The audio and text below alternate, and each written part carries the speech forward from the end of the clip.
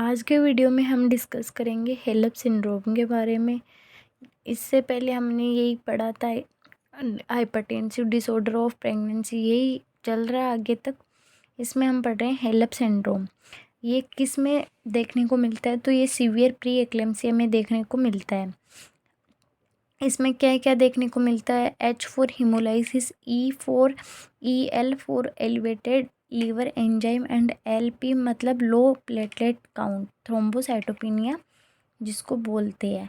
ठीक है, ये सारे देखने को मिलेंगे तो हम बोलेंगे ये सीवियर प्री एक्लेम्सिया है और इसको क्या बोलते हैं? हेलप सिंड्रोम बोलते हैं। आगे हम बात करेंगे कि इसमें जो ये है, अपन बात कर रही है नर्सिंग रिस्पॉन्सिबिलिटी क्या होगी इसमें प्री एक्लेम्सिया या इसमें आपके सीवियर प्री एक्लेम्सिया में। तो इसमें मेज़र करनी है अपन को BP and all routine vitals, observe for pressure of oedema के प्रेशर को ऑब्जर्व करना है, यूरिन आउटपुट चेक करना है अपन को। और ये must be less than 30 ml per hour से कम नहीं होना चाहिए। ये कम होगा तो अपन बोलेंगे कि ये सीवियर प्री एक्लेम्सिया पर जा रहा है। प्रोटीन यूरिया टेस्ट करवाना है।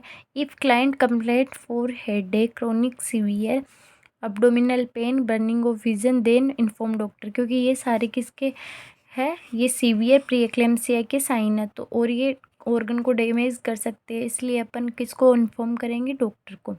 अब इम्पोर्टेंट टॉपिक आता है pathophysiology of pre eclampsia. Pathophysiology of pre eclampsia में हम बात कर रहे हैं तो कुछ कारण मतलब सम चेंजेस आते हैं। किस में आते हैं? प्लेसेंटा में। तो ये प्लेसेंटा क्या करेगी? मैं एक बार आपको ऐसे बता देती हूँ थोड़ा नॉर्मली कि कुछ प्लेसेंटा में क्या आता है। प्लेसेंटा में कुछ सम चेंजेस आते हैं। ठीक है, ये प्लेसेंटा क्या करेगा? चेंजेस आने के कारण किसको सिक्रेट करेगा? ये सिक्रेट करेगा प्रोस्टाग्लैंडिन्स को। ठीक है, ये प्रोस्टाग्लैंडिन सिक्रेट करेगा। ठीक है, आप समझ जाना।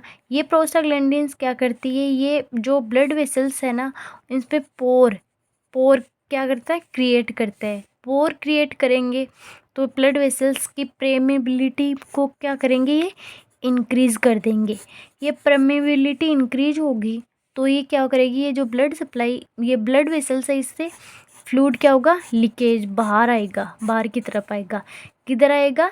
इन एक्स्ट्रा वस्कुलर टिश्यू में आ जाएगा और यहाँ पे क्या हो जाएगा? इकट्ठा हो जाएगा या कुमुलेट हो जाएगा। उसको अपन क्या बोलते हैं? एडिमा देखने को मिलेगा। इतनी बात समझ में आई।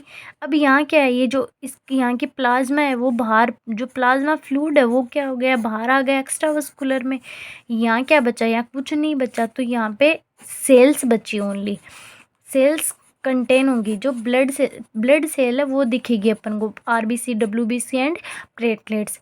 तो इससे क्या होगा? जो ब्लड है वो क्या हो जाएगा? उसकी विस्कोसिटी है वो क्या हो जाएगी? इंक्रीज हो जाएगी, मतलब ब्लड गाढ़ा हो जाएगा क्योंकि इसमें फ्लूइड बाहर आ गया। ठीक है, फ्लूइड बाहर आने के कारण ब्लड की विस्कोसिटी क्या हुई? इंक्रीज हुई। इससे क्या होगा? इसके प्रॉपर ये सप्लाई नहीं हो पाएगा। इससे अपन को क्या देखने को मिलेगा? परफ्यूजन, ऑर्गन परफ्यूजन देखने को मिलेगा, मतलब ऑर्गन को सप्लाई नहीं होगा। और ये जो गाढ़ा हो गया ब्लड विस्कोसिटी के कारण, तो इसके बनेंगे थ्रोम्बस बनने के चांस ज़्यादा होंगे। और ये थ्रोम्बस यदि सेरेब्रम या ब्रेन तक पहुंच गए तो ये क्या करेंगे? वहाँ जाके सेरेब्रल एडिमा क्रिएट कर देंगे। ठीक है, जिससे अपन को क्या होगा? ब्लरिंग ऑफ विजन होगा। यदि ये थ्रोम्बस किडनी तक चले गए तो ये वहाँ पे जाके क्या करेंगे? नेफ्रॉन्स को क्या करेंगे? डैमेज करेंगे। नेफ्रॉन्स डैमेज होगी तो जो बोमेन संपुट या जो बोमेन कैप्सूल होता है, इसकी जो प्रेमेबिलिटी या जो GFR है, इस पे इफेक्ट आएगा। क्यों आएगा?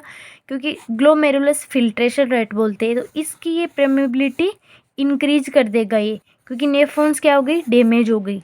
नेफ्रॉन्स, अच्छा दिख ही नहीं रहा है क्या? नेफ्रॉन्स डैमेज हो गई। ये जो बोमेन संपुट है इसका ये क्या होगा? यहाँ पे इसकी भी ये परमेबिलिटी इंक्रीज हो जाएगी। तो यहाँ से जो ग्लूकोज है, जो प्रोटीन है, वह जो फिल्ट्रेट नहीं हो रहे थे वो अब क्या हो जाएंगे, आसानी से फिल्ट्रेट हो जाएंगे और बाहर निकल जाएंगे। तो हमें क्या देखने को मिलेगा, प्रोटीन यूरिया देखने को मिलेगा। ये सारा डिस्कस हमने किया है पैथोफिजियोलॉजी ऑफ प्री एक्लेम्सिया कि प्रोटीन यूरिया कैसे हो गया, एडिमा कैसे हो गया, ये मैंने आपको बता दिया। अभी हम आपको थ्योरी के रूप में बता देती हूँ। तो सम प्लेसेंटल चेंज आते हैं, क्यों आते हैं, तो ये क्या करता है, ये रिलीज करता है प्रोस्टाग्लैंडिस। ये प्रोस्टाग्लैंडिस ब्लड कैपिलरी को चेंजेस करते हैं। चेंजेस कैसे करते हैं, पोर कर देते हैं। ये पोर करेंगे तो इसकी इंक्रीज क्या होगी, परमेबिलिटी इंक्रीज हो जाएगी, जिससे कैपिलरी लीकेज हो जाएगी। प्लाज्मा एक्स्ट्रावास्कुलर टिश्यू में आ जाएगा और in extra tissue fluid in accumulate हो जाएगा, तो एडिमा देखने को मिलेगा। And in intravascular cell component increase हो जाएंगे। इंट्रावस्कुलर में क्या है, सेल कंपोनेंट इंक्रीज हो गए तो विस्कोसिटी ऑफ ब्लड ज़्यादा हो जाएगा, thus lead to increase perfusion और ऑफ ऑर्गन हो गया।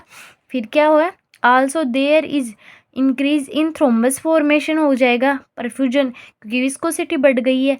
अभी ये यदि सेरेब्रल ब्रेन तक गए तो इसको क्या करेंगे, सेरेब्रल एडिमा, और वहाँ पे अपन को क्या देखने का मिलेगा, blurring of vision and headache.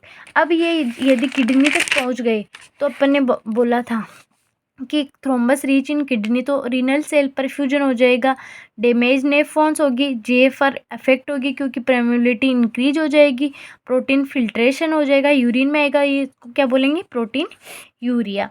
ठीक है, अब अपन बात करें कि now placental decrease blood perfusion. यदि प्लेसेंटा में भी ब्लड परफ्यूजन कम हो गया तो फिटल को भी कम जाएगा, क्योंकि प्लेसेंटा में नहीं आ रहा तो फिटल को कैसे जाएगा, ये इसको सप्लाई करता है, तो डिक्रीज हो गया।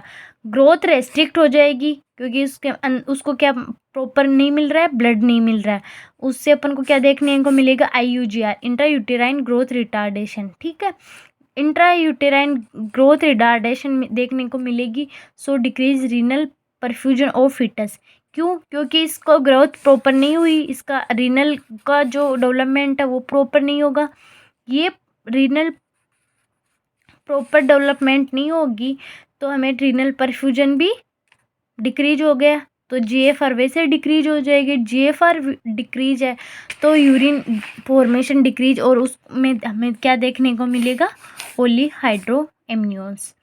ठीक है, ये समझ में आएगा होगा। फिर हम पढ़ रहे हैं प्री एक्लेम्सिया कॉम्प्लिकेशन की कॉम्प्लिकेशन क्या क्या होते हैं। हेलेप सिंड्रोम एक कॉम्प्लिकेशन था जो अपन ने पढ़ लिया। एक है मेटरनल कॉम्प्लिकेशन, ये क्या है, इसमें ये होता है DIC, डिसएमिनेटेड इंट्रावस्कुलर कोगुलोपैथी देखने को मिलती है मेटरनल में। ठीक है, ये दोनों क्वेश्चन हमेशा पूछे जाते हैं।